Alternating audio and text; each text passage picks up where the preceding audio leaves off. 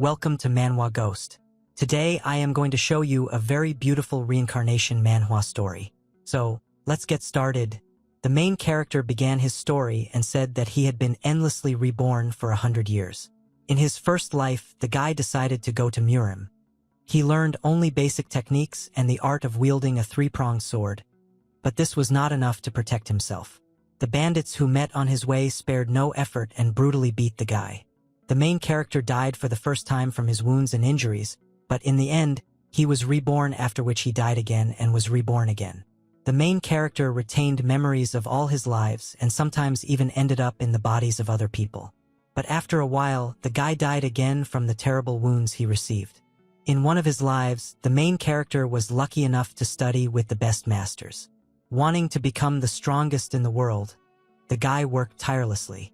Every day, the main character overcame himself and confidently walked towards his goal. Perseverance and work yielded results. After a while, the guy became invincible in battle, and it seemed to him that this opportunity was given to him by heaven. A man stood on a high rock and looked indifferently into the distance. The whole world around was gray and colorless. Only a lonely butterfly brought a bright contrast to this dull landscape with its unexpected appearance. She obediently sat on the arm of an elderly man who seemed to have been waiting for her appearance for a long time. The gray-haired old man looked carefully at the butterfly, and his exhausted face only indicated that he was very tired. It seemed to the man that his rebirths were more than the flapping of the wings of the butterfly that sat on his hand. The world around was gray and inhospitable, and the old man thought that he no longer had a goal. Now he was the strongest in Murim, and there was no one who could compare with him, but this did not bring any joy to the old man. The butterfly, which was the only bright element of this world, flew away, leaving the elderly man alone with his thoughts. The main character looked at his elderly hand for the last time, as if summing up the entire path of his life. Finally, the old man thought that most of all he wanted to just relax in heaven. After that, his eyes began to slowly close. For some time, darkness reigned, after which the main character saw the light again. His eyes began to open. The inhospitable gray landscapes were replaced by bright ornaments. The old man looked at his hand. It was different. Not a trace remained of scars and wrinkles. His skin became smooth and soft. The surprised young guy lay in a soft bed and looked at his hand, not believing what was happening. The guy's face showed horror at the realization of what had happened, and his hand trembled with fear. The next moment, the main character screamed loudly, asking why he was reborn again. The guy jumped up and began to be indignant. He believed that these endless rebirths should have stopped because he lived to the fullest. Suddenly, someone timidly turned to the main character and took his hand. A girl who was almost crying sat next to the guy and asked what kind of strange things he said. Suddenly the guy was struck by a headache, and he began to remember how he used to spend time with the stranger. The girl was clearly not a stranger to him. The main character held his head and tried to come to terms with the pain, and the girl turned to the guy again and asked if everything was okay with him. The young man looked at the girl and remembered that it was his nanny. She was a control freak. There was also a guy in the room. The main character recognized him. He was his childhood best friend and the sworn brother of the owner of the body. After that, our hero looked at himself in the mirror and was very surprised because he realized that the cause of death of the previous owner of his new body, the guy thought with annoyance that he had moved into this body because this guy who was looking at him from the mirror had no strength left to live. Unexpectedly, the main character turned to the nanny and asked for forgiveness for making her worry and added that he just had a nightmare. Without letting go of the guy's hand, the girl suggested that the reason for this was recent events and the fact that the guy had been unconscious for several days. Then the nanny suggested calling a doctor. The main character refused this offer because he was fine and added that he just needed to rest. The girl continued to show concern and offered to bring food, but the guy also refused and said that he would like to be alone. The next moment, the main character, without thinking out loud, said that he needed to understand how to live in this body now. What she heard shocked the nanny. The girl immediately ran to the side and asked what the guy meant. The main character tried to get out and said that he simply expressed himself incorrectly. After that, the guy asked not to consider him crazy. The girl thought for a moment and silently looked at the main character. Finally, she said that the guy looked a little crazy and also spoke strange words. The main character exhaled and thought that it was difficult to argue with this, and it was his own fault because he immediately began to lie. The guy tried to rectify the situation and asked the girl to bring him food in an hour and assured her that nothing bad would happen to him. Hearing this, the nanny's anxious look immediately changed to a calm and kind one. The girl believed the main character. The satisfied nanny got ready to leave and said that she would prepare the guy his favorite dish. Finally, the girl hoped that the main character really just wanted to relax. The guy reassured her again, saying that everything would be fine. The girl, along with the best friend of the previous owner of the body, left and slammed the door behind them. The guy was left alone. He resignedly leaned back in bed and began to think about his further actions. The main character suggested with annoyance that this would not end. The guy looked at the bizarre patterns on the ceiling and thought about why he was reborn again. Memories of past days surfaced in the head of the main character. This happened because the thoughts of the previous owner of the body and his thoughts were intertwined. He remembered that the previous owner of the body was called Suk Jinho. He was not a rich and not very successful person. He was the illegitimate son of a member of the Sang-jae family. The guy grew up in a more or less calm environment. But after returning home, he had to face contempt. Suk Jinho reacted very pessimistically to this and increasingly began to refuse food and close himself off from others. It was as if he was preparing for death. As a result, when Suk Jinho began to slowly go out like a candle and before he could take his last breath, the main character moved into his body. He was indignant that the guy decided to commit suicide while in the prime of his life, and all because of the relationship of his family. Moreover, there were people on his side who valued his life more than their own. One day, the guy's best friend noticed that on a cold winter evening, Suk Jinho was dressed very lightly. He gave him his outer clothing and asked permission to take him home. The nanny immediately showed up and was indignant that the guy returned so late, although he said that he would go out for a walk for a short time. Suk Jinho could only answer that he didn't notice how quickly time flew by. Suddenly, the guy's named brother grabbed him and quickly carried him home in his arms. The girl asked her master to sit down quickly because the food was already ready. But the guy was unhappy that he was treated like a child. Remembering all this, the main character did not understand how the previous owner of the body could leave these wonderful people alone. After rebirth, the guy walked around the yard, which was covered with snow, and thought a lot. Finally, he returned to his room, but was still thinking that, given his previous experience, the same thought kept popping up in his head. The main character suggested that perhaps rebirth was not at all a grace given to him, because he could have missed something in a past life. The guy looked at the shining moon and thought that although he had seen a lot, he could not understand the choice of the previous owner of the body. Looking into the eyes of people who loved and cared for Suk Jinho, the main character became ashamed because he was not who they took him for. Closing his eyes, the guy thought about what Suk Jinho wanted and what he wanted to do before he died. The main character sat on the window and looked at the steam that was slowly rising up. The guy suddenly realized that the soul that had left the body was trying with all its might to convey its will to him through white steam. The main character seemed to turn to Suk Jin and said that although the guy was terribly weak, he was still able to convey his desire to him. The guy promised to fulfill it. The main character said that having once conquered Murim, this would not be difficult for him. The guy asked him not to worry, because he could make the offenders regret what they had done and admit their mistakes. Early morning came. The first rays of the sun illuminated our hero's new home. The guy woke up so early for a reason because he remembered his promise and the fact that the previous owner of his body wanted to prove that he was right. The main character hurried to leave his room in order to begin his path to achieving his goals. To fulfill Suk Jin's desire, the main character began to train. Because the more wealth he had in his hands, the more strength was needed to protect it. The first martial art that the guy needed to learn was the heavenly dance of Taiji Quan. It perfectly helped to improve physical fitness and build muscles. The sharp movements of the main character caused the air around to diverge in different directions. This was necessary in order to master a vision that took the guy a lot of lives to perfect. Changing natural muscles was a very painful process, but it was impossible to do without it. The guy endured grueling training.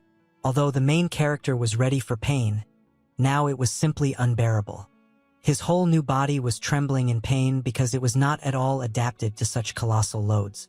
Gritting his teeth, the main character continued the grueling workout, encouraging himself that he needed to endure a little longer.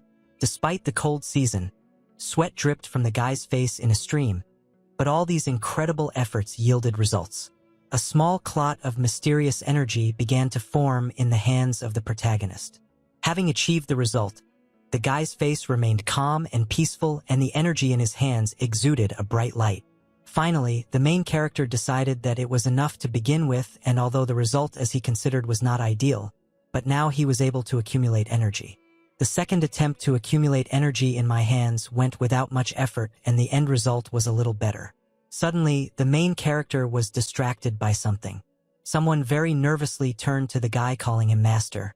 It was a nanny who was very worried and could not understand how her Suk-jin could sweat in such a cold. She handed the guy a handkerchief and asked if anything hurt her master. The main character hastened to reassure the girl and said that she was worrying about him in vain.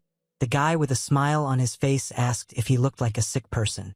The girl was a little taken aback because it didn't look like Suk-jin, whom she knew well, but she soon warned that if the guy was so zealous, he might fall ill again. Hearing this, the main character smiled slightly. He was not yet accustomed to such attention and care from the nanny.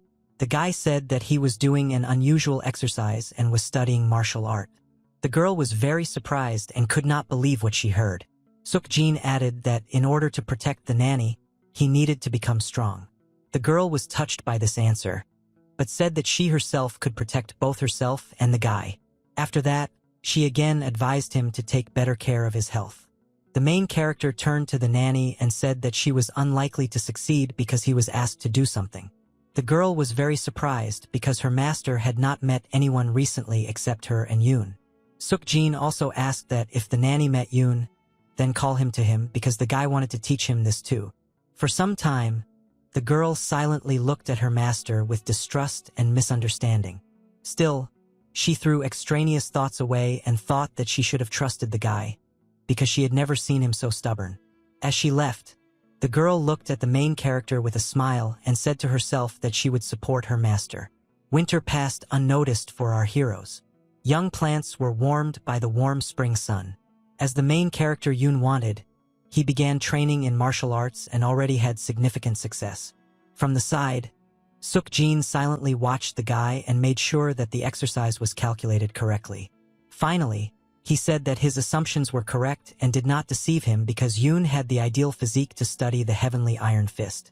After this, the main character clapped his hands, which symbolized that the training was over for today. Smiling, Yoon asked his master to evaluate his progress, because it seemed to him that he had become a little stronger.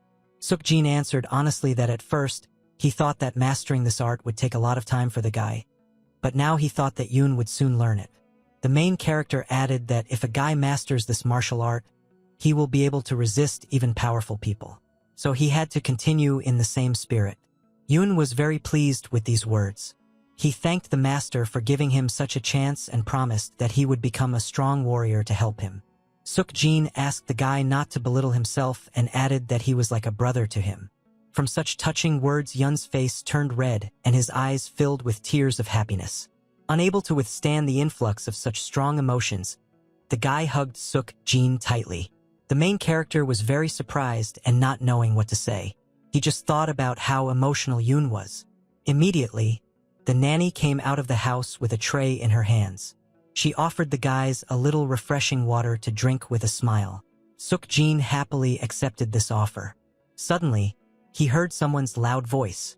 From behind the wall that fenced off the courtyard from the street, orders were heard that it was necessary to hurry up because tomorrow guests would come to some gentleman. Suk-jin was surprised by this and asked what was the matter. The girl told her master that tomorrow the head of the clan would have a celebration. The main character completely forgot about this, despite the fact that he had already been told about it before. Suddenly the nanny asked if the guy was okay. Suk-jin didn't understand why the girl suddenly asked this. The nanny said with annoyance that the guy would have to meet his brothers at the holiday. After that, she suggested that it would still be difficult for Suk-jin to see them. The main character crossed his arms and was skeptical about this assumption. The guy advised the girl to worry not about him, but about his brothers. Nanny was very surprised and could not believe such determination of the main character. The girl looked at her master and thought that he had changed a lot since that incident. After that, the nanny admired how brave Sukjin was and said that she shouldn't have left behind him. The girl added that she had already prepared the gift and therefore the guy did not need to worry about anything. The main character was surprised because he knew that they did not have money for this. The nanny said that they didn't have to buy rice with money. Besides, she sewed the clothes that Sukjin wore herself. The main character looked at his clothes and couldn't stop being amazed at the girl's skills. The guy looked at the smiling nanny and could not believe that the people who surrounded him loved him so much, although they were essentially strangers to each other. Sukjin turned to his friends and said that since he had a reliable nanny and Yoon, he could go on a holiday. The girl also added that this reception will be attended by famous personalities from all over the world, so if the main character shows his best side, he may be able to become a student of one of them. Sukjin, calling these famous personalities old men, said that this was not necessary. After this, the main character added that he had changed and all this was thanks to the people who believed in him. The guy was sure that even greater changes awaited them in the future. A huge palace was visible on the horizon of fate. The main character said that today he would take the first step towards this, but so far, he could not tell his loved ones what exactly awaited them then. Sukjin turned to his friends and asked if they were ready to continue being with him. Encouraged, Yoon and the nanny happily agreed to this and promised that they would always follow the main character. The very next day, the girl accompanied Yoon and Sukjin to a holiday with the head of the clan. After some time, our heroes reached the large red palace in which the head of the clan was located. Sukjin and Yoon silently walked forward, not paying attention to the gaze of passers-by.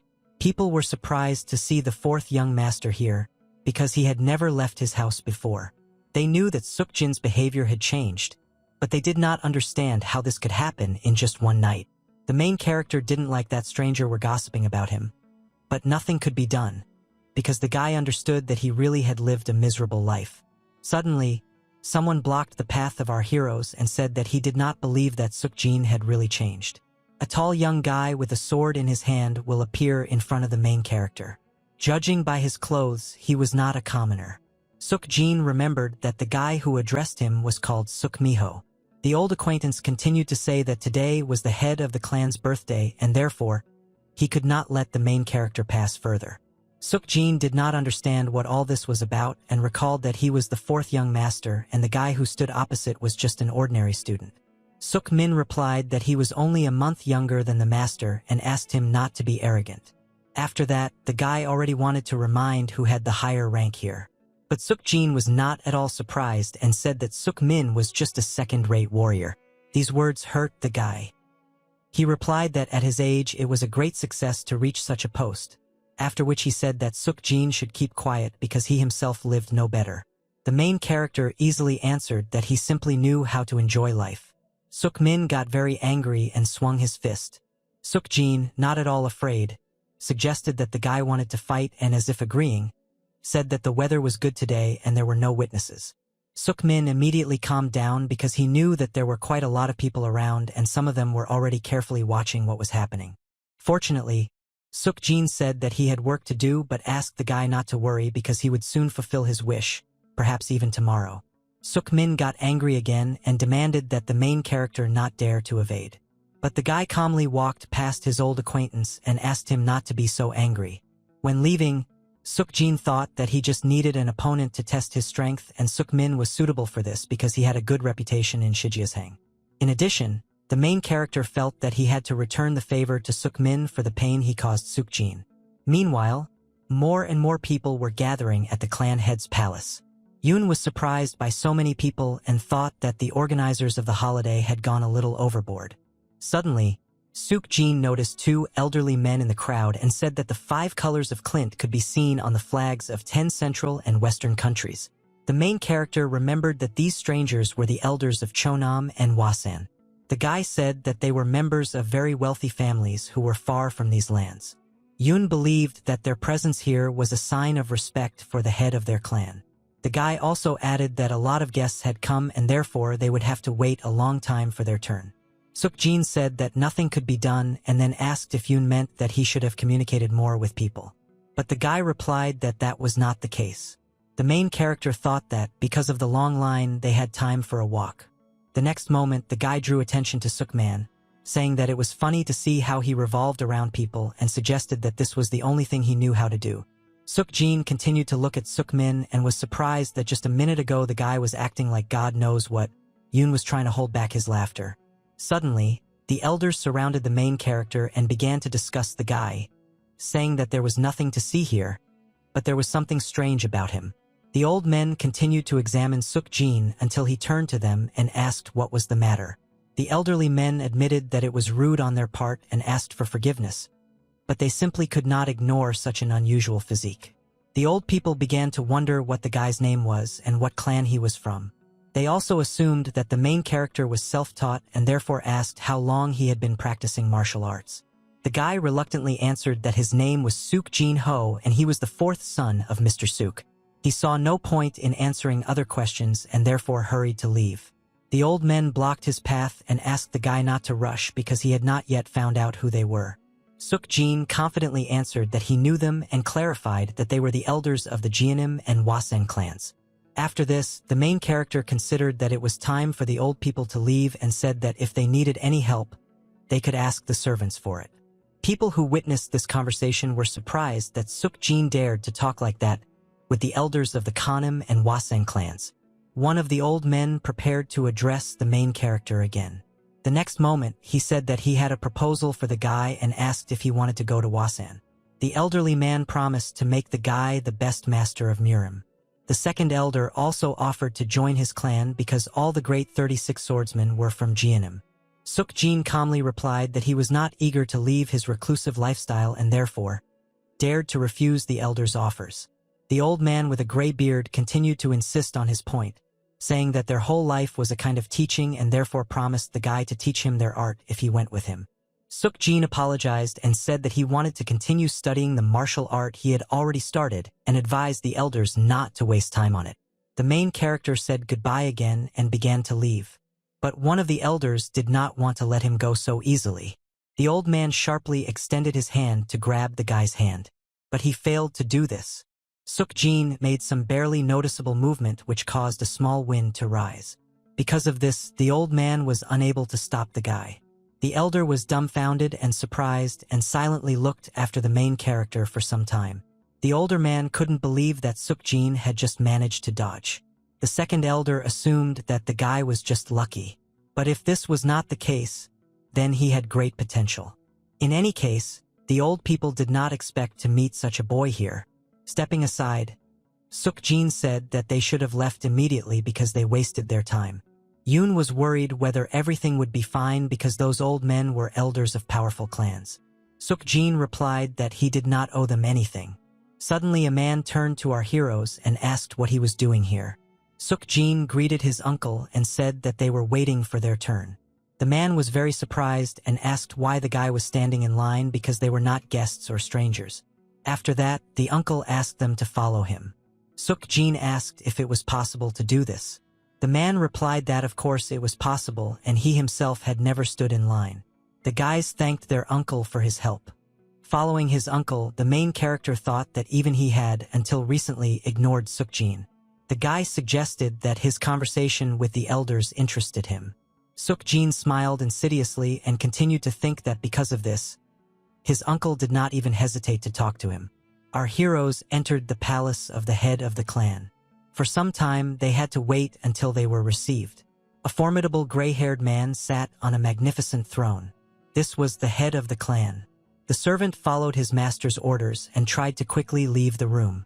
The head of the clan began to be indignant at the fact that he had no one to rely on, because everyone did nothing but remain silent out of fear and suck up.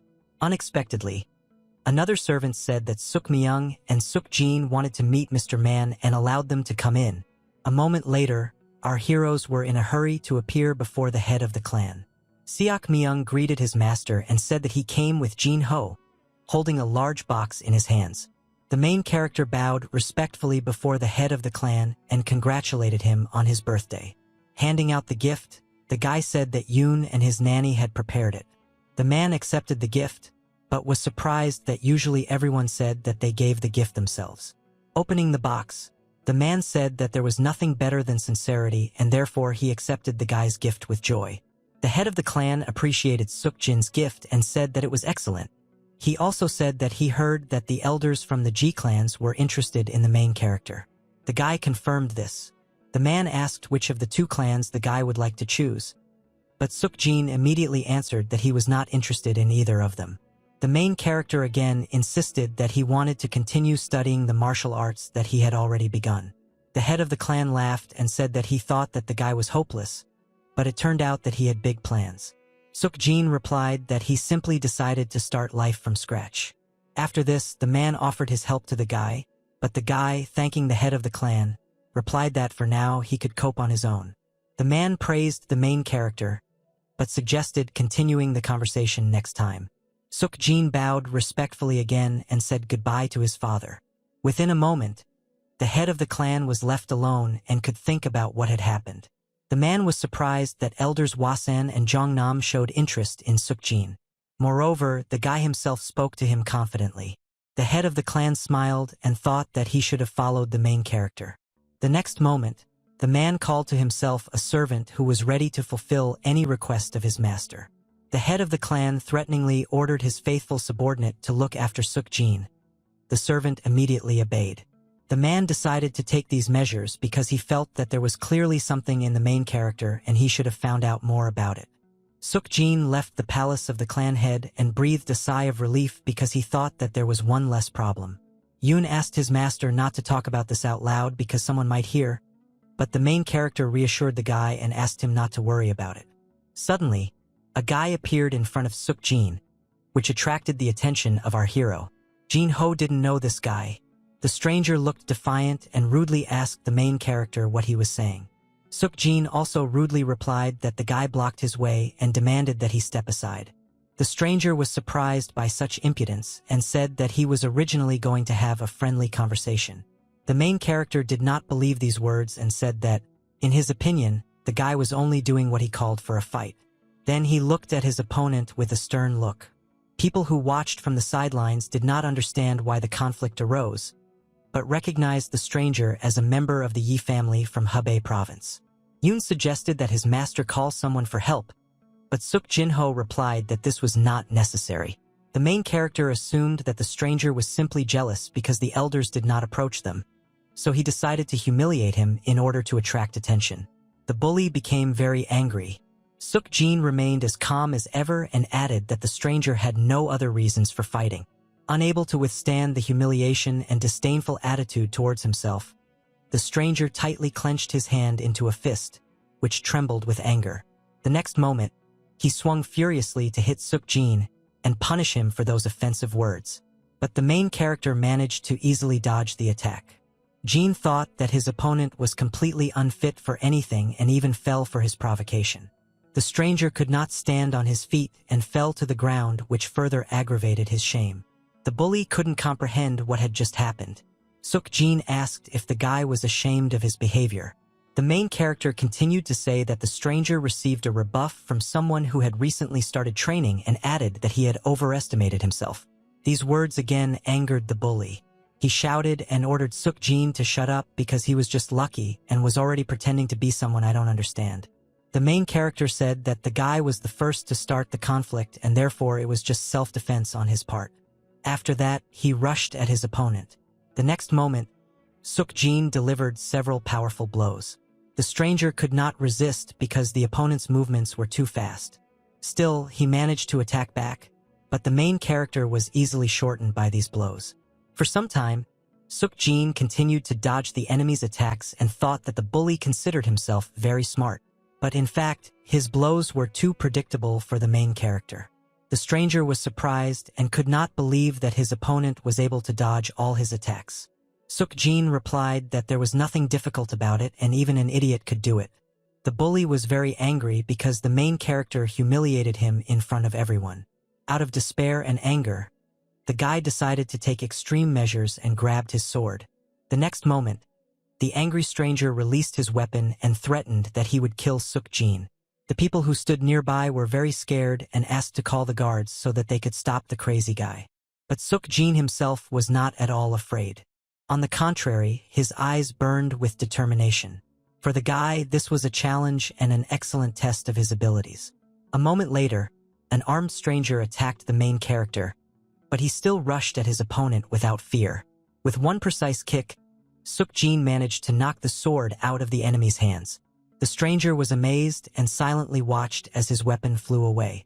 Time seemed to stop for the guy. Suk-jin asked his opponent what he was staring at and then punched the guy in the face with all his might. From such a powerful attack, the shocked hooligan flew back. After this, the stranger lost his balance and fell to the ground with a crash. Meanwhile, Suk-jin deftly caught the sword that he had recently knocked out of the villain's hands. People could not believe that a guy from the Suk family, who had just recently started training, could easily defeat a stranger who had been practicing martial arts for a long time. Some of the people also said that the main character was definitely a genius and that the elders of the Hwasun and Jeonnam clans had a trained eye. Suddenly, several men wearing the same clothes appeared out of nowhere. They turned to Suk-jin and asked if he was okay. The next moment, these people surrounded the stranger who was still sitting on the ground in the middle of this defeat. One of the men looked angrily at the bully and told him not to even hope to escape. He threatened to directly contact the Yev family so that they would pay for this. Suk-jin turned to the guards and said that he himself wanted to kill the stranger. The men were very surprised. The main character brought the sword to the bully's throat, while he sat quietly and trembled with fear. Suk-jin said that the stranger should be glad that he did not draw his sword in a temporary fight. Otherwise, today would have been the guy's last day. After that, the main character looked at the bully with a crazy look and suggested that he should have taught the guy a lesson. Very frightened, the hooligan asked for forgiveness from the master and admitted that it was all his fault. To be continued suddenly, there was a sound of metal cutting through the air, after which the sword was thrown to the ground. The stranger fell on his back and white foam came out of his mouth from fear and excitement. Turned out that nothing terrible happened. Suk-jin only cut off a clump of the scoundrel's hair. After this, the guy turned to the guards and said that he had left the scoundrel with them. The man, amazed by what he saw, said that they would do everything properly and the gentleman didn't have to worry about it. After that, our heroes went home and the guards began to discuss what they had just seen. They were amazed by the guy's movement during the battle and his impeccable strategy. All this was also observed by some girl who was sitting on the balcony of the Red Palace. She thought that Suk-jin had really changed a lot. Judging by the expensive jewelry, the girl was from the nobility. She smiled slightly and said that she was becoming more and more interested. The servant turned to his mistress and asked if it was worth observing the main character a little more. But the girl suggested another option. She thought it would be better to grab him right now. She admitted that maybe she was wrong, but it was better than staying on the sidelines and waiting for the guy to go over to her brother's side. After that, she ordered the servant to find out everything about the main character and even the smallest details. The man immediately obeyed the order. The girl looked after Suk-jin as he left and thought that she would be glad if he continued to sit in his kennel. This girl's name was Suk-min Ryung and she wanted to use the main character for her own purposes because that was the only way she could win. Soon after the holiday, our heroes returned home and went about their usual business. Some guy was holding several small bags of money in his hands and begging Yoon to help him in some matter because he didn't ask for much. The guy was discouraged and said that he could not accept this. Moreover, he did not have such power. But the stranger continued to insist on his own, because he knew that Yoon and Mr. Suk-jin were like brothers. He said that there were rumors that Yoon became very strong after training with his master and even recently saved a servant when he fought against 5 hooligans. The stranger himself studied the martial arts of Sanji for 5 years and still achieved nothing. This upset the guy and therefore he really asked for help. He promised that if the master refused to take him as a student, he would retreat. But given his age, this was his last chance. Yoon felt sorry for the guy and he agreed to help, but immediately warned that there was no point in hoping for success because everyone knew the gentleman's difficult character. Suddenly, Suk Jinho appeared out of nowhere and asked what the guys were doing here. The guys bowed respectfully to Mr. the main character, ordered Yoon to kick out everyone who interfered with his training. For some time, the stranger silently looked at the gentleman and tried to gather his thoughts in order to turn to him and ask for a favor. The guy only thought that the gentleman's aura was seriously frightening, but he had to pull himself together because this was his last chance. The next moment, he fell to his knees and said that his name was Ma Ryong and said that he had been friends with Yoon since his childhood. Suk-jin believed that the guys were really close because Yoon still hadn't kicked him out. The main character immediately realized that the guy had come to him to learn martial arts. Ma Ryong promised that the master would be faithful until his death. Suk-jin was skeptical about this and therefore asked why he should have accepted it. The guy assured that the gentleman would not regret his choice because he could be useful in many ways. The main character looked at the guy and thought that his character seemed to be not bad and his eyes were full of perseverance, and it was clear from Yoon's face that he wanted to help his friend.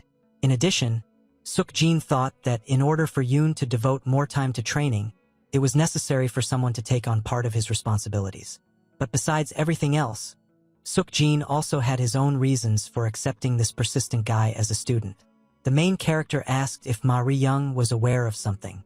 The guy did not understand what the gentleman was asking him about. The next moment, Suk-jin, as if with contempt, but at the same time with caution, explained that the guy had no talent at all. Ma Ryong did not argue with the master and admitted that he had no talent for martial arts at all. Suk-jin was surprised that the guy knew this and still didn't give up. Ma Ryong also said that his most important goal in this life was to become independent. He wanted to manage his life like charlatans who despised everyone. The guy knew that a drawn blade could both kill and save someone. Because of these words, Suk-jin remembered unpleasant incidents from his past lives. Ma Ryong forgave the master not to think that he was just a stubborn dreamer, because he understood perfectly well that he could die at any minute. But the guy was sure that life was given to everyone in order to challenge Suk-jin. This brought back old memories. After thinking a little and scratching his head, the main character nevertheless agreed to leave the guy on a probationary period. Ma Ryong sharply raised his head with sincere joy and looked at the master, not believing what he had just heard. But the guy's mood quickly changed when Suk-jin threatened that from now on he would watch Ryong's every move, and the guy would immediately be thrown out for the slightest failure. Yoon encouraged his friend by saying that the master still gave him a chance to prove himself. Hearing this, the guy jumped to his feet and sincerely thanked the main character. Finally, Suk-jin warned that the guy should under no circumstances set foot in the house, but he could be in the backyard. Ma Ryong agreed to all the conditions and added that the master would not regret giving him a chance. Suk-jin asked Yoon not to let anyone into the house anymore. After the main character left, Yoon said that his friend was lucky that the gentleman was nearby. Ma Ryong thanked the guy for being the first to give him a chance and not kick him out. The unexpected conversation of the guys was interrupted. Guests came to their master. Yoon was very surprised by this. A tall man with a sword in his hand stood in the courtyard and asked if Suk-jin was at home. Yoon timidly replied that it was so. Hearing this, the man ordered the guy to take him to the master because he had to deliver a letter from Miss Suk-min Ryong.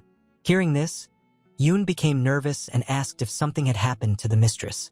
The man rudely said that the guy was not here to ask questions and ordered him to just take him to his master. Suk-jin, having heard about the arrival of the guest, became indignant at the fact that today, everyone decided to ruin his day. Yoon asked his master to be quieter. The man approached the main character and rudely apologized for coming without warning. Suk-jin could not believe that this person allowed himself to communicate with him so disrespectfully and even thought that he had heard him incorrectly. The man asked what the problem was because he came here to deliver a letter from the lady. After that, he decided to escalate the situation even more and said that he did not know that a dog lived in this estate. Suk-jin decided to answer no less rudely and warned the man to be careful because this dog bites. The man got angry because he couldn't believe the guy's impudence, and Suk-jin, in addition, smiled insidiously and asked if the stranger knew that mad dogs could not be intimidated.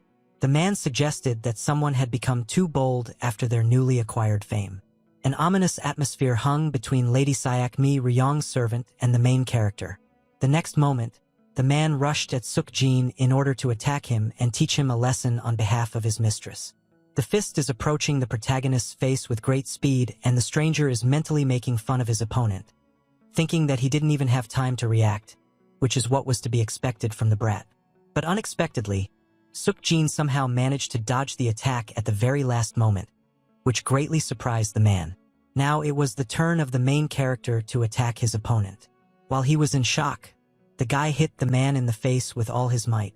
From this attack, the wind rose and the man was thrown to the side, and all this was just from a blow with a fist.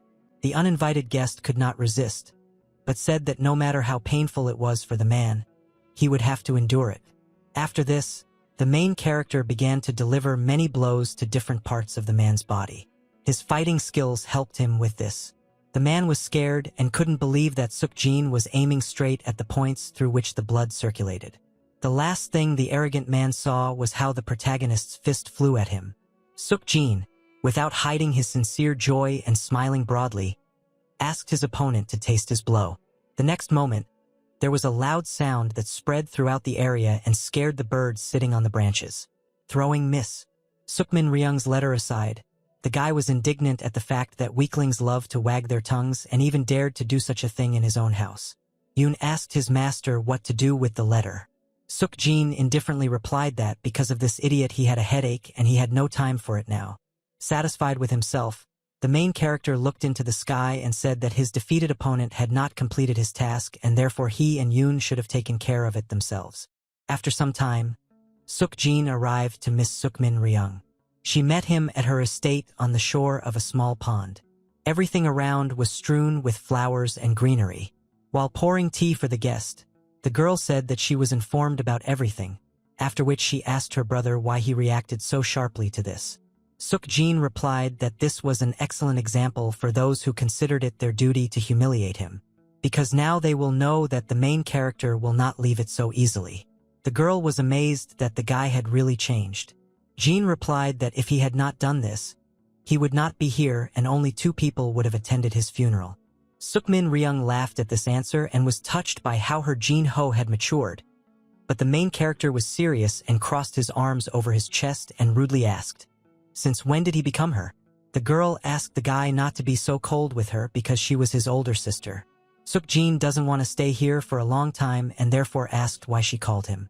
Sukmin Ryung sighed and decided to get straight to the point and said that she needed the help of the main character. The girl wanted Suk-jin to help her become the head of the Suk clan. Hearing this, the guy, without thinking for a moment, categorically refused. Min Ryung immediately became nervous because she suggested that the guy had already accepted the brother's proposal. But he replied that he didn't take anyone's side and, in general, he wasn't interested in it. The girl began to shower her brother with promises that as soon as power was in her hands, she would help him achieve whatever he wanted and even appoint him as the head of the detachment. Clenching her hand into a fist, Min Ryung added that their clan would have incredible power that the guy could not even dream of. But Suk-jin saw no point in this, because it would only benefit the clan. The girl reminded that the guy was also part of the clan and it was beneficial for him. The older sister continued to insist and said that now her brother needed support. But the main character easily refused this too. Zaekmai Ryung looked at the main character and could not believe that he was not at all interested in support and the struggle for power. The girl suggested that this could be so, because as soon as her brother succeeded in martial arts, he immediately attracted the attention of the elders of powerful clans, but he did not follow them. In addition, Suk-jin was able to defeat the lady's servant, who had been studying martial arts for several years. This happened because powerful chi energy circulated through the guy's veins. Suk-min Ryung believed that with the help of this energy, the main character was able to demonstrate his potential and talent, and therefore he had no reason to deceive her. Suk-jin broke the silence by saying that the lady could handle it without his help, after which he got up from the table and prepared to leave. Suk-min Ryung accepted her brother's decision, but asked him to spend more time with her because she was not that close to her brothers, and she felt more comfortable with Jin. Finally, the girl hoped that she and her brother would become closer, after which she smiled insidiously and reminded that she was not one of those people who quickly gave up. The news that Suk Jinho was able to defeat an experienced fighter reached the head of the Suk clan, who could not believe it. But the servant assured his master that his son was very dexterous. During the battle, the man was interested in how much progress the main character had made in the study of martial arts. The servant said that during the battle, the guy was able to defeat the man due to the fact that he aimed at the point where the blood flowed. And it was not just luck. The head of the clan wanted to meet with the guy, but the servant said that this couldn't be done. The man couldn't understand why and suggested that Suk Jin was injured during the battle. But everything turned out to be much simpler. Early in the morning, the main character left his estate alone and went to wander through the dense forest. Overcoming one climb after another, the guy noticed that the mountain remained the same, and thanks to it, he would not get lost. Suddenly, he heard strange but familiar sounds that were not typical for this place. This immediately attracted Suk Jin's attention. Let's quickly find out what's wrong. He quickly jumped up in order to quickly get to the source of the strange sound. Overcoming an increasing distance, the sound became louder, and now the main character could definitely determine that it was the clang of a weapon. Finally, he saw the source of this sound. In the distance stood two people, one of whom was armed with a halberd. It was a girl whose clothes were stained with dirt, and she herself could barely stand on her feet. The stranger, gritting her teeth, looked angrily at her opponent. Her opponent, although unarmed, looked frightening.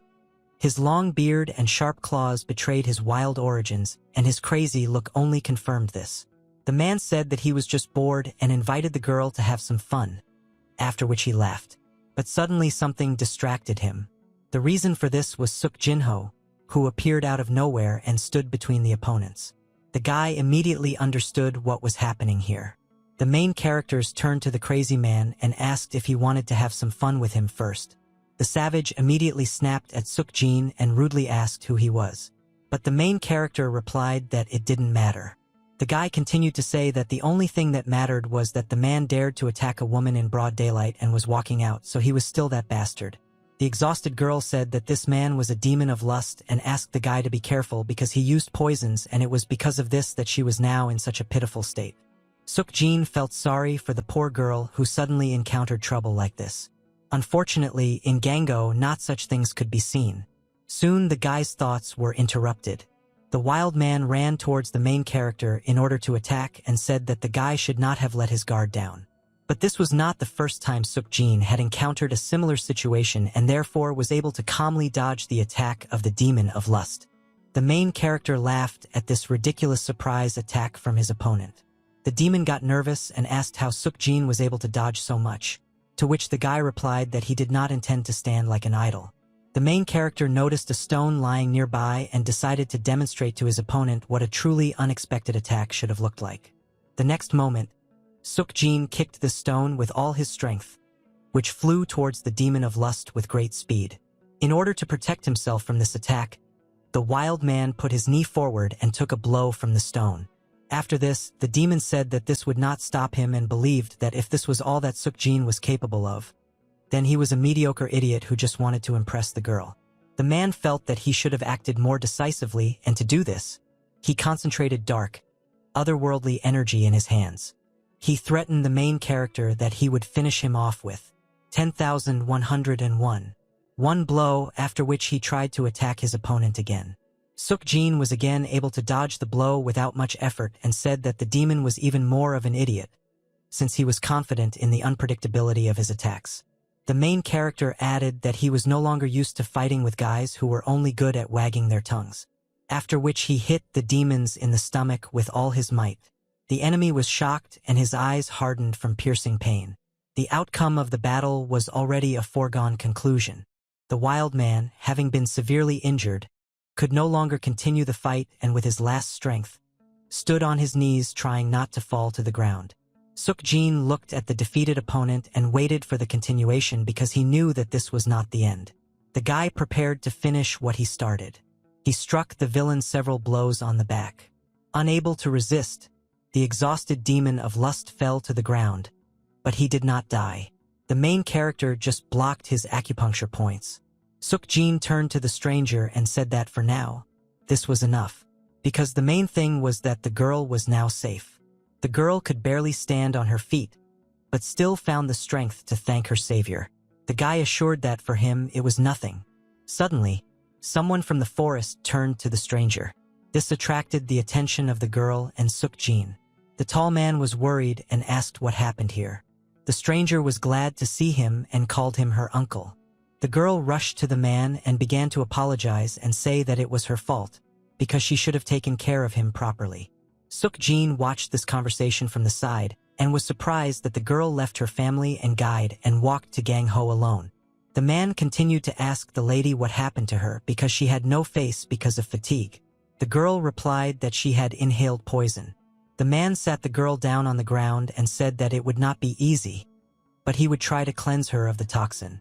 The uncle put his hands on the lady's back and began to concentrate the chi energy in order to separate and extract the poison. The next moment, the girl's whole body glowed brightly and the man asked if the lady felt better. The girl replied that she felt better and thanked her uncle. The man was glad to hear this. After that, he approached Sukjin and bowed respectfully and thanked him for his help. The man introduced himself by saying that his name was Baek Sang-gon. He was from the younger Peng family. The girl's name was Pang Na-young. The main character suggested postponing the acquaintance for now, because now it was better to take care of the guy who was lying on the ground nearby. Sukjin was mentally indignant at the fact that every time it turned out that he was getting involved in someone else's business. And at this time, the girl told her uncle that this guy was a demon of lust.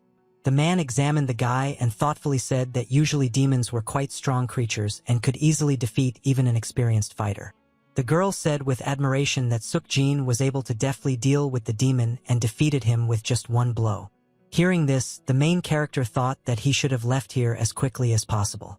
The man was interested in these words. He turned to the guy and asked who he was, but the next moment he fell silent.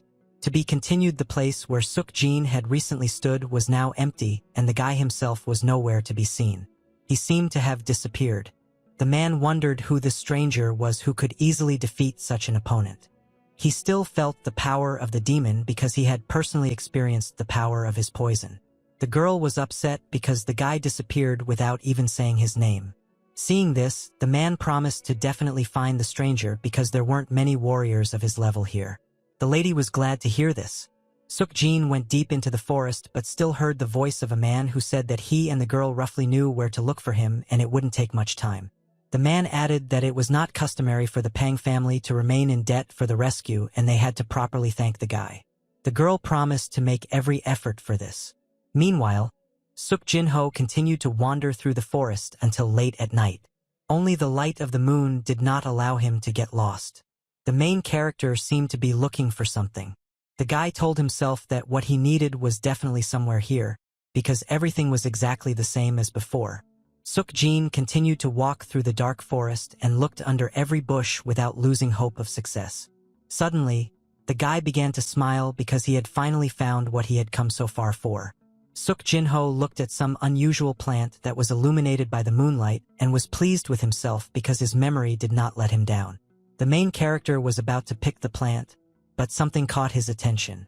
A black cat with big yellow eyes looked at the guy and hissed as if defending his schedule. Suk Jin-ho realized that the animal was stubborn and therefore politely asked to be allowed to use a little force. The cat seemed to understand what the guy was saying and therefore was completely covered in chi energy. The main character immediately realized that this cat was a spiritual being and also very young. Suddenly, the cat calmed down and turned his attention to something. The next moment, the animal jumped away from Suk Jin and hissed again. The guy realized that the cat was scared because he could see his inner strength. The main character extended his hand to the cat and asked him not to be afraid. The guy wanted to feed the animal and therefore began to look for another plant, which was ginseng. Sometime later, Suk Jin and the cat found a suitable place for a meal. The guy managed to find 2 ginseng roots that were 60 years old. Suk Jin and the black cat began to eat this plant with great appetite. Chewing well, the main character thought that judging by the taste, he had made the right choice. The guy already felt with all his might how energy filled his body. He knew that he had to immediately absorb it and pave the way for 100 years of energy in his body. With her help, Suk Jin planned to combine his chi energy with the energy of the great god of the earth. The main character began to sit quietly and concentrate on the task at hand, while chi energy hovered around him. After some time, the guy finished his meditation and breathed out a sigh of relief, because the goal for which he had come all this way had been achieved. Suddenly, a black cat appeared behind Suk Jin. The guy was very surprised that he had been waiting for him all this time. I got to my feet. The guy thanked the animal for protecting him and promised that if they met again, he would definitely repay him. But the spiritual animal seemed to not want to be separated from the main character and therefore pressed against his leg and then began to purr. Sukjin was surprised and assumed that the black cat wanted to go with him. The animal meowed approvingly. The guy did not argue and put the cat on his shoulder and said that he had already come up with a name for him and now he would be called Blackie. It was early morning. The main character was only now able to return home. The black cat looked around like a proprietor and climbed onto the roof. Seeing this, Sukjin said that now this territory was under the protection of Blackie. The animal meowed approvingly. The guy didn't take his eyes off his new friend and said that he didn't know how long he would stay in this estate. But while he was here, the cat didn't have to worry. Suddenly, someone addressed the main character in an excited voice and attracted his attention. It was Ma Ryong who was going to the guy along with Yoon and the nanny. The servants were very worried because Sukjin left without warning them and didn't even leave a note. The nanny happily hugged the main character and asked if everything was fine with him. But there was nothing to worry about. Yoon asked his master how his mission went. Sukjin replied that everything went well because he was able to do everything he planned. The nanny drew attention to the black cat that was clinging to her and, very surprised, asked where it came from. Sukjin stated that his name was Chernish and from that day on, he would live with them as his subordinate. The nanny was stroking the cat and did not understand how such a small ball of fur could act as a subordinate. But Sukjin replied that the animal was now very dangerous and quite strong. The main character explained that the cat had eaten a sufficient amount of ginseng and therefore now there was great power in his body. But the girl still did not believe that the cute animal could be dangerous. Ma Ryong envied the black cat because the animal was already a subordinate and the guy was still on probation. Sukjin saw the guy's puzzlement and asked what happened to him. Ma Ryong decided to answer that he just got excited when he saw his master. After this, the main character asked how the guy's training went, to which Ma Ryong replied that he worked hard with Yoon. Sukjin replied that he would check it later, but for now the guy wanted to rest, so he ordered his subordinates not to disturb him and mind their own business. The main character went to his chambers while his comrades tried to get to know the black cat better. The sun was already high. Blackie was still sitting on the roof and doing the usual things for a cat. The general silence and calm were interrupted only by the loud screams of Ma Ryong. The guy tried to advance in the study of martial arts, but the black cat was not impressed at all and he yawned from boredom. Ma Ryong noticed this and took it as a personal insult because the cat clearly considered himself superior to him. The guy tried to count the animals, but it soon became clear that it simply ignored him. Sukjin and Yoon laughed when they saw this because they couldn't believe that the guy was quarreling with a black cat. It seemed to Ma Ryong that Chernish was not an ordinary cat. This guess was confirmed by the main character and said that he could be upset if he was treated so rudely. Sukjin added that the cat could even hit the offender. But Ma Ryong complained that the only one who was insulted here was him. The next moment Chernish hit Ma Ryong in the face as if punishing him for rudeness and lies. Yoon was shocked by what he saw and Sukjin reminded him that it was better not to anger the cat. Suddenly, the animal began to walk in a circle and meow. The main character immediately assumed that it wanted to show them something. A moment later, Blackie pushed off the ground and jumped high. While in the air, the cat began to perform some kind of bizarre dance, which was accompanied by various acrobatic elements. But this performance did not last long. The cat sank to the ground and went about his business. Ma Ryong was shocked and did not understand what had just happened. Out of surprise and fear, the guy began to lose his balance and fall to the ground because he could not stand on his feet. He couldn't believe that the cat was capable of such a thing. Sukjin explained that Cheonish was not just a cat, but a spiritual being and this was nothing to him. The main character ordered his surprised comrades not to dare talk about this to anyone else. The conversation about the animal was interrupted by the sudden visit of a guest noticed by Sukjin. The guest approached the owner of the estate with confident steps until he suddenly stopped nearby. A tall man dressed in black bowed respectfully and greeted Mr. Sukjin. With a sincere smile on his face, he announced that the head of the Suk clan wanted to meet with the main character. After some time, Suk Jinho was already visiting the head of the clan. This time, the guy met with his grandfather. They greeted each other, after which Sukjin asked if his relative was feeling well. But the old man rudely replied that he could not feel good when his grandson ran somewhere without warning anyone. The guy replied that he did not see the need to report his every step. The elderly man was unhappy that the main character contradicted him, But Suk-jin said that this was not so, and he was only telling the truth. The old man recalled that most people in conversations with him were always afraid or deliberately lied to Suk-jin, but he did not answer anything and only remained silent. Still, the man suggested forgetting about it and said that something good had clearly happened because the guy was literally glowing. The main character confirmed this and said that the head of the clan was very attentive. After this, the old man asked if the guy had changed his mind about leaving the estate to study martial arts. Suk-jin confirmed this and said that there was nothing for him to do here. The elderly man tried to convince the guy there by saying that this was his house. Suk-jin knew about it, but this did not mean that he had to always stay here. The head of the clan agreed with his grandson, but said that usually it was daughters and not sons who left their home. After which he made a gloomy expression on his face. The main character became just as gloomy and said that he was no longer what he was before. After that, the guy looked up and mysteriously said that the previous one would not have dared to leave the house. Suk-jin assumed that the head of the clan had some other reason why he did not want the guy to leave. But the old man denied it and explained that he was just worried about his grandson. The main character thanked for the concern, but said that he was not such an important person, whose family could somehow influence the entire life of the estate. I heard this old man cross his arms over his chest and asked his grandson to stop hanging noodles on his ears, because now no one would believe these words. Suk-jin smiled wickedly and suggested that the head of the clan must already know a lot of things. These words made the old man think. He couldn't believe that this kid had long ago come up with a plan to escape from the estate. The head of the clan took into account what happened the other day and decided that the guy was quite capable of creating a brilliant plan. The elderly man decided to ask his grandson a question, but asked him to answer it honestly.